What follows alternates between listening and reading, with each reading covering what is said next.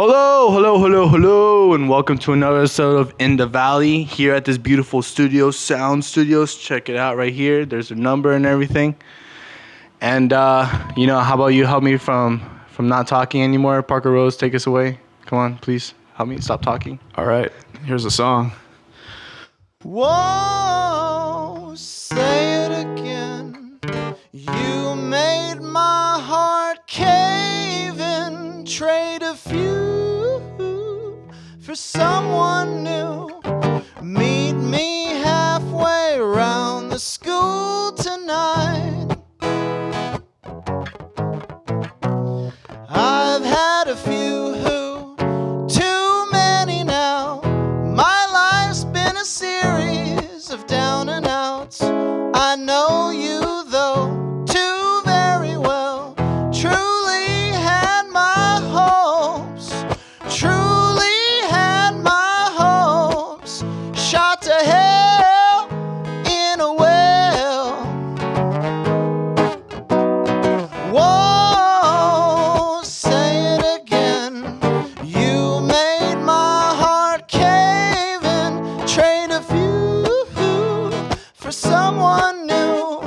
Meet me halfway around the school tonight. I never say much to keep from saying more, and you'll never change, so stay the same. I try to find some that I could call my own. Truly had my hopes, truly had my hopes shot to hell in a well. Yeah, these thoughts are just feelings I'm holding deep inside, that I reach for in stages to free my peace of mind. But you know it's alright, 'cause they're coming out tonight.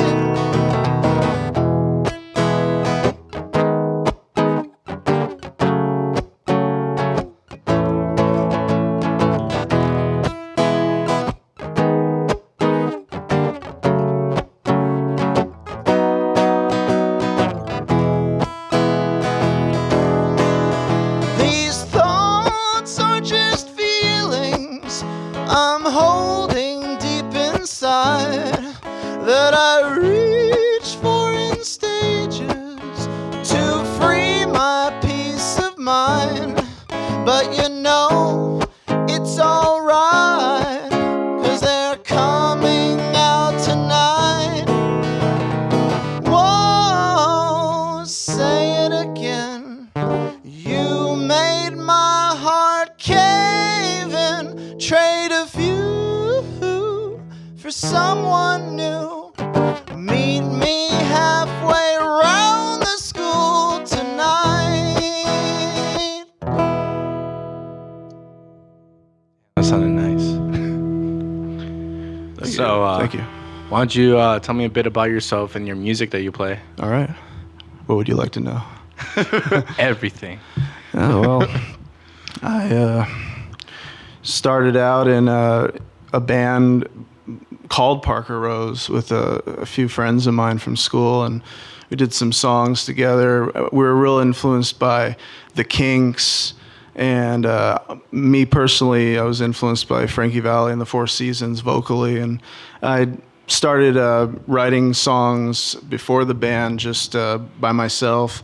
Started out lyrically, I would just write poetry, and then I wanted to learn how to play an instrument because I couldn't find a backup band, so I started just playing guitar, and then I would just add the music to the words. The words would start first, and then the music would shape around the words, and just basically how I'd write about how I felt, being in school and being alienated by a lot of people. So lyrically, that's what it's all about, and just overcoming all That song that you were just singing, what was it basically? Actually, I went to the school where I was bullied and picked on, and I sat down at the on the campus, and I spent most of the time on the bench. I was punished most of the time in that school. So I sat down on the bench once again with my guitar, and I wrote the song right there on the spot. It was like 2 a.m. They had an open campus back then. They keep it all gated now, maybe because of me. Maybe not, because they saw me on camera maybe, but saw this creep playing guitar and making weird sounds all night, and there's neighbors around, so that might have been why they gated it off. But before then, it was a pretty fertile climate to write songs at, because I'm surrounded around everything all the bad stuff. But for me, bad stuff motivates me to overcome it. And what better place than a schoolyard where you were picked on for 6 years? So, all right. Well, show me some more of that positive stuff, man. Yeah, man. Totally.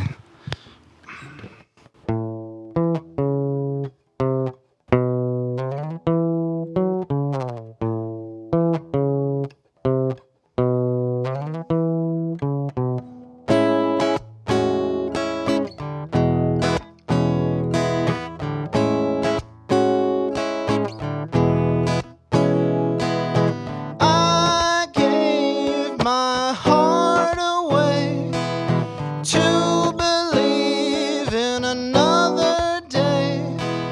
You'd say I'm truly yours, truly can't take it, and I can't fake it, 'cause you're truly not mine. Love lies at such a cost. Your gain is what I lost. I can't take this anymore with your poor excuses, and I can't refuse this, 'cause you're truly not mine. I've been through the ringer, and you could be my singer, and we could tell this world about what it's like to be down and out.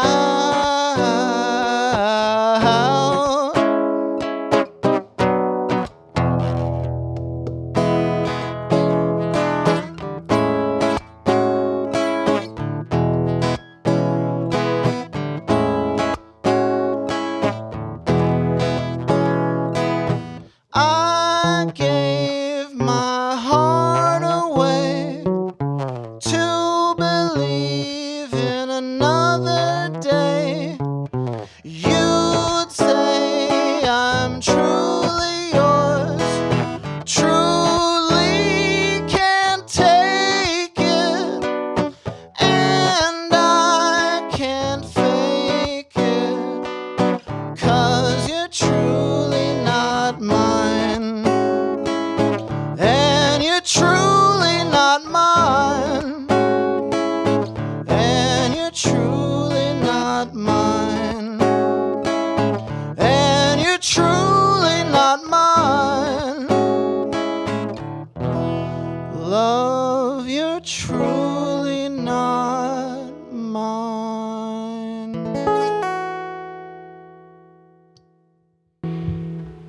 Got really deep there, huh? Yeah, man. Sheesh. Sometimes you gotta. Yeah. What's that song about? Well, it's not. People have asked me like, "Oh, is that about a girl?" No, it's about like just being accepted in general, And I found it very hard to just find just a few people. Actually, just one person. I'm just looking for one person to just relate to, and like there'll be a lot of people out there that will put on a facade for me, or they'll go out of their way, they'll go to great reaches to put on a performance for me that, hey man, I'm there for you. We're gonna take it to the top. We're gonna travel the world together, and then the next day, don't hear from them. Damn. you know, and that's a great big high and then a great big low, and that's what I got out of it, this song. So Yeah. Well, I won't put a facade for you, man. I appreciate love that, you. man. I like your shirt. Thank you. Yeah. Thank you. Wonderful shirt. So aside from that, basically I'm hearing your influences are like your personal experiences and stuff, right? Yeah. And then musically, what's that? I started out, I don't know, as a kid, when my parents used to take me down to Ventura Beach, they always played K-Earth 101. Mm-hmm. And I loved a lot of the songs on the radio, like the Beach Boys, the Animals, the Beatles. And that was back when K-Earth actually played 50s and 60s music. Now they play more 80s. Actually, I heard Nirvana on K-Earth. Oh, yeah. It's crazy. That's already oldies. Yeah, I know. That's already going to be classic. Yeah. So it kind of... Trust me, I worked at 7-Eleven. That's on the playlist over there. So out of all those oldies I liked, I picked up on the Kinks. I really dug how simple and heartfelt the songs were at the same time, like Well Respected Man and Sunny Afternoon. And it was done in a distinctly British way, but it was, when I heard it, it sounded like something I could do, Mm-hmm. you know, and that's what I think motivates anyone. Like, you know, you hear like some jazz prodigy or whatever. It's like, man, that almost scares you away from playing music unless you are able to pull off those chops live. But for me, when I heard the Kinks, it's like, man, I could relate to that, and I feel like I could figure that out on guitar. And then from that, like, I was able to just derive my own stuff from that.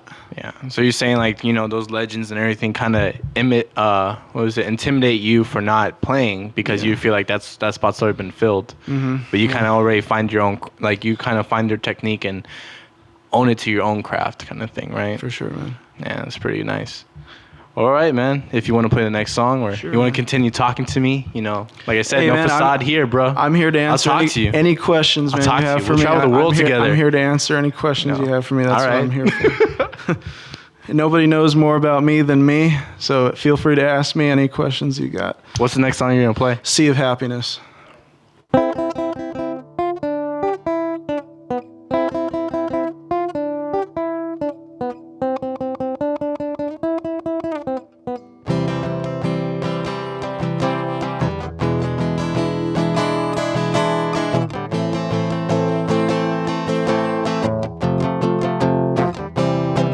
With rest to ease my mind, a shine of your spark would suggest sadness within your eyes, a shouting sound with words request. I'm drowning in a sea of happiness. I'm drowning in a sea of happiness, happiness. I'm drowning in a sea of happiness, happiness. I've seen the sunny side from over the hills where I reside, and still it's not enough. I need it all, and read my lips. I'm drowning in a sea of happiness. I'm drowning in a sea of happiness, happiness. I'm drowning in a sea of happiness, happiness. I'm drowning in the sea of happiness, happiness. I'm drowning in the sea of happiness, happiness.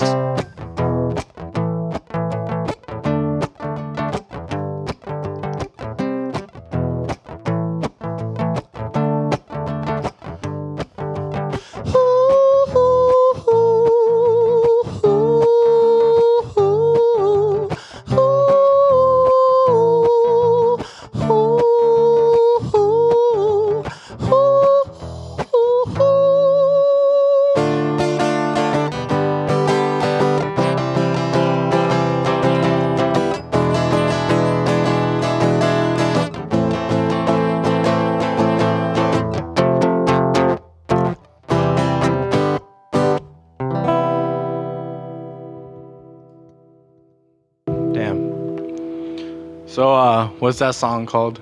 Sea of Happiness. Yeah. Oh yeah, I forgot. That's cool, man. I'm drowning in it. I'm drowning in it. So what's that song basically about? It's like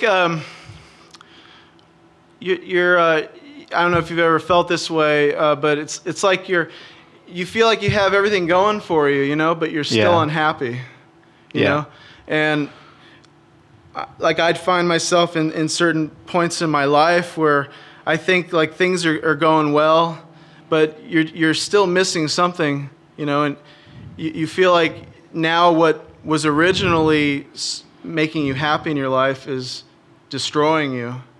Mm-hmm. And that's how I felt in and out of my life here and there. And can you elaborate more on that? Sorry. The thing is, the Sea of Happiness, it was originally just a feeling that I felt like I was involved in, and I was trying to come up with a way to describe it. And I was reading an interview from one of Marvin Gaye's testimonies, and he had mentioned that he felt like he was drowning in a sea of happiness. And I was thinking, that's exactly how I felt. Like you feel like things are going well for you, but then you realize they weren't going well for you at all, and this wasn't exactly what you should be doing. And that's kind of how I feel like just working day jobs and stuff. Like, you know, you're making enough money to get by, but it's not really what you want to do. What you want, yeah. So that's the best way I could describe it. And drowning in a sea of happiness is how I've described it as. So, you know, when it comes down to like stuff like that, like we mentioned before, you mostly write off personal experiences, right? Mm-hmm. What's that like? You're creating your process, you know, and writing it, and you know, actually like just taking the time to actually just sit down and just, you know, play it. Oh, it happens in all sorts of different ways. I'll be at work a lot, and I'll have a piece of paper on me, and I'll just jot down different ideas that come to mind, and then I'll be able to like get home, or I'll go by the school on the way home and hang out there, and I'll just write out some of the scattered thoughts I had throughout the day, and put them together, and then start trying to craft a melody to it. Sometimes it's weird. Sometimes I'll have a melody already in my head, and then I'm just trying to fit words to it. Yeah.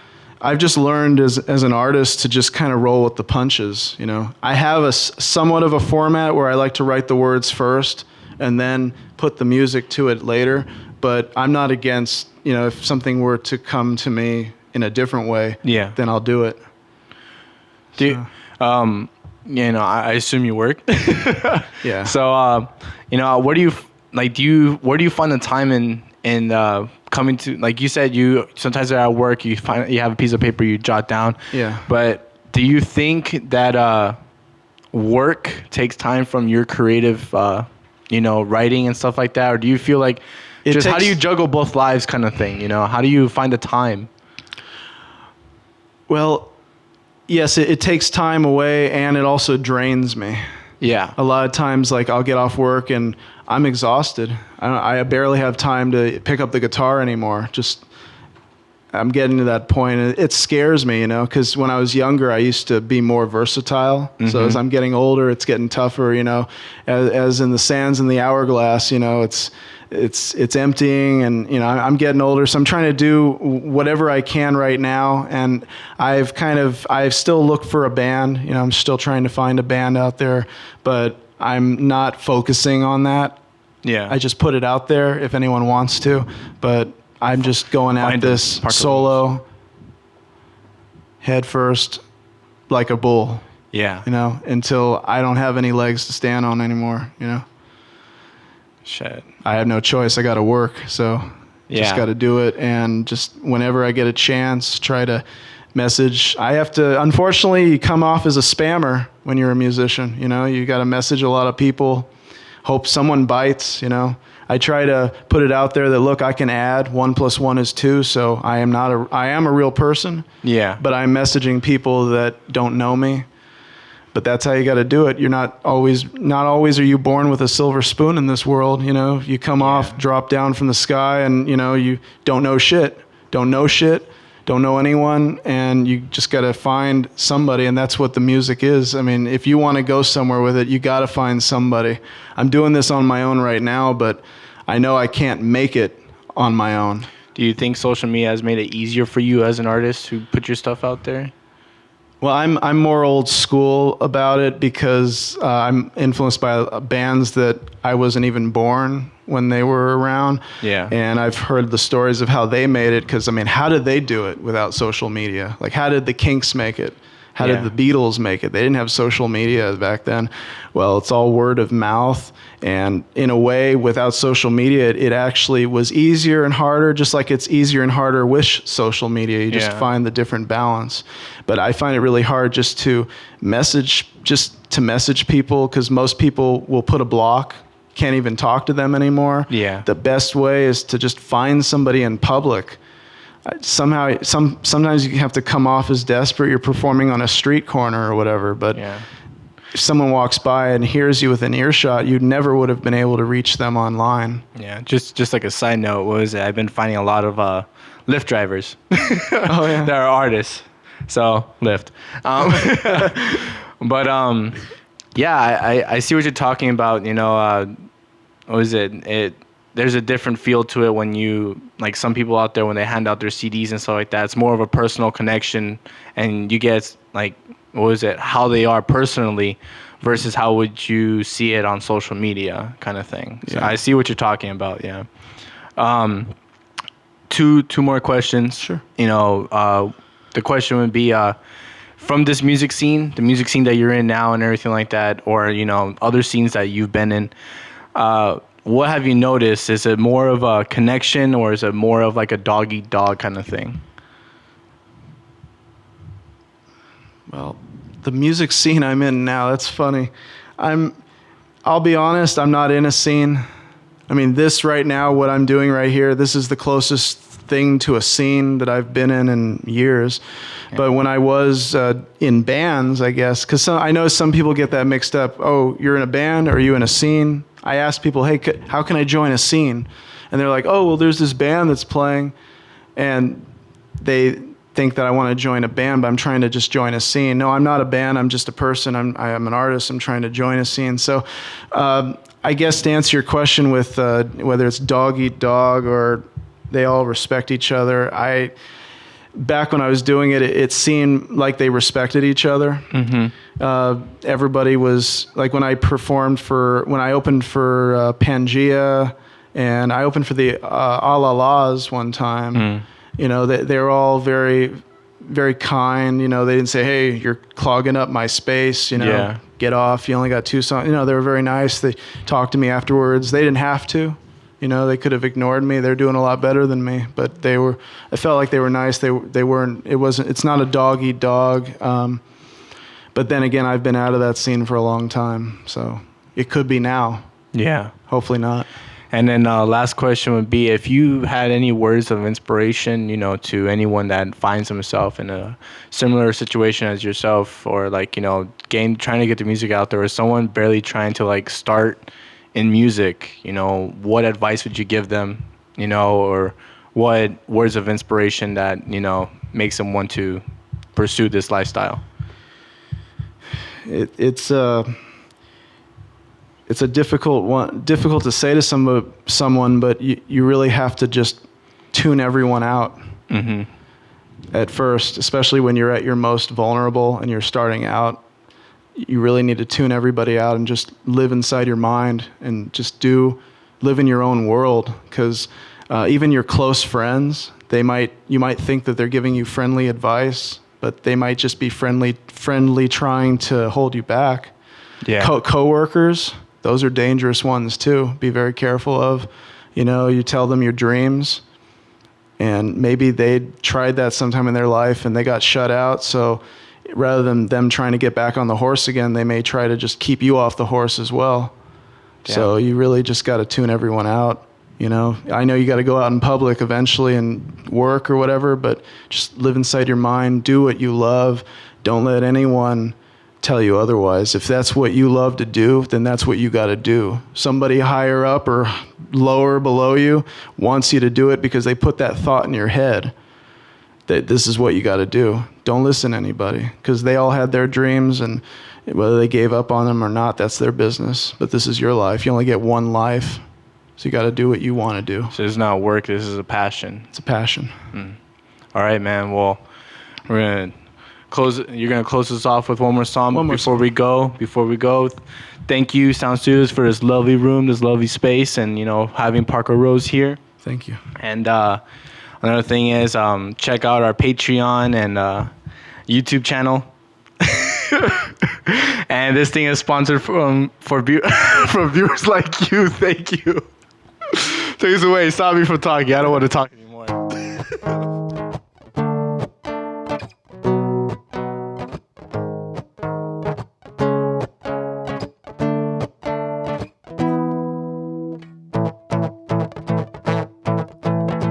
You're from the cold side of town, where friends of mine don't stick around, and my so-called true friends are nowhere to be found. Your silence speaks to me in spades for the rest of my days. I can hear the waves, I can see the sky, I can smell the air, but I can't see the light in your eyes. Little ways of code for you to come and see me for a day or two. And my so-called true friends are nowhere to be found. Your silence speaks to me in spades for the rest of my days. I can hear the waves, I can see the sky, I can smell the air, but I can't see the light. Is it no more, no more, no more?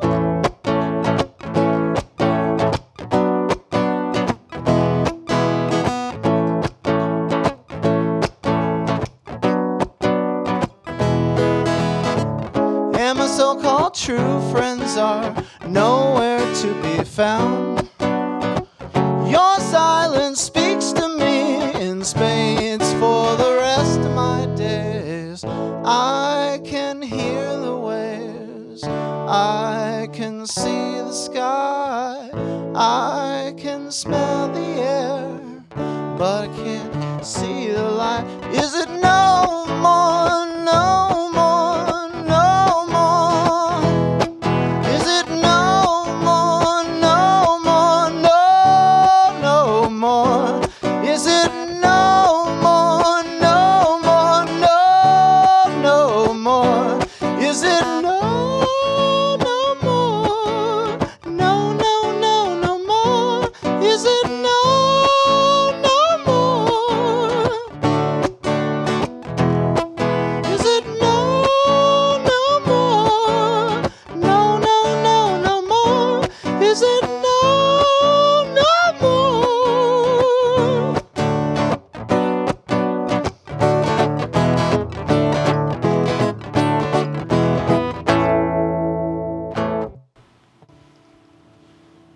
Bye, everyone.